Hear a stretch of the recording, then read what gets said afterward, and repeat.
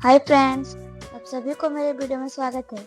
आप लोग कैसे हैं? आशा करती हूँ आप सब अच्छे होंगे और मैं भी अच्छी हूँ।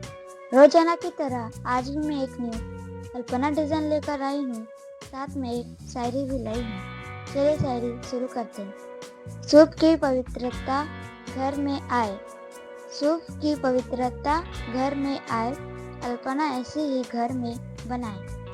आप लोग वीडियो में बने रहिए। वीडियो अच्छा लगे तो लाइक, कमेंट, शेयर कीजिएगा और अगर आप लोग मेरे चैनल में नए हैं तो चैनल को सब्सक्राइब जरूर कीजिएगा। Thank you.